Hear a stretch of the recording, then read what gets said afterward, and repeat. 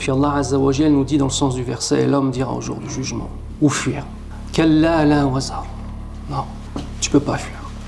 Dans cette vie d'ici-bas, il y a toujours un moyen de s'esquiver. S'esquiver d'un danger, s'esquiver d'une responsabilité, s'esquiver des conséquences de nos actes. La plupart du temps, on arrive, même si ça ne dure pas toujours, mais on arrive pendant un certain temps à esquiver les conséquences. Là, il n'y a pas de possibilité. C'est la finalité de toute chose. Répondre au fait d'avoir adoré cette vie plutôt que le créateur de cette vie. Aïn al-mafar. D'avoir délaissé la prière pour lui, mais d'être resté assidu à la prière des passions et de l'argent. Aïn al-mafar. Kalla la wazar. De répondre de l'injustice qu'on a fait. Aïn al-mafar. Kalla la wazar. De répondre au vol, de répondre à la vente d'alcool, de répondre à la drogue qu'on a vendue, qu'on a consommée, répondre du fait d'avoir fait pleurer ta mère, ya akhil karim, en lui désobéissant, en la mettant dans le désespoir et peut-être en étant rentré au habs pendant une période, parce que quand tu rentres en prison, tu rentres pas tout seul. Il n'y a rien de plus égoïste pour un jeune qui a encore ses parents vivants que de rentrer en prison. Parce que ton père et ta mère, ils rentrent en prison avec toi. Puis ensuite, quand tu es marié et tu as des enfants, il n'y a rien de plus égoïste pour un homme marié qui a des enfants de rentrer en prison. Parce que ta femme et tes enfants, ils rentrent en prison avec toi. Même si tu as l'impression d'être tout seul là-bas, tu ne l'es pas. Aïn al-mafar. Est-ce qu'on va pouvoir fuir des responsabilités de tout le mal qu'on a fait, des choses qu'on a avancées par rapport à notre dîn, de la prière, des passions et de l'argent à laquelle on a été assidu, et de la simple prosternation pour notre Seigneur qu'on a relayé à de simples mouvements sans âme qu'on fait juste par principe, qu'Allah nous préserve. Aïn al-mafar. D'avoir fait pleurer nos mères, d'avoir humilié nos pères.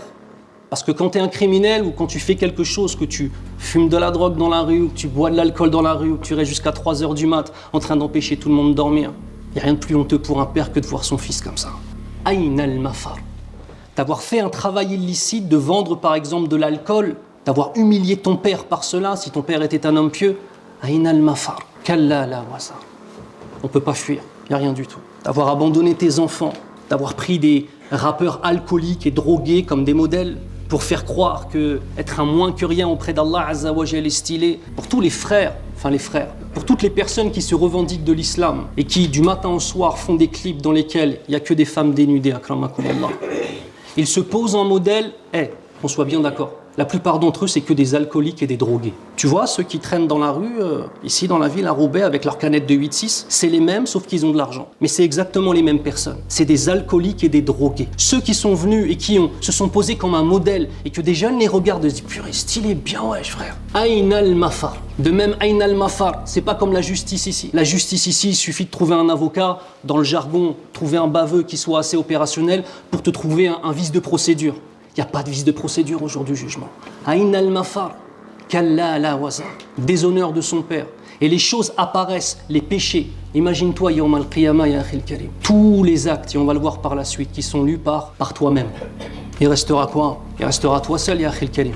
Personne d'autre. Il n'y a pas de mafar. Il n'y a pas d'échappatoire.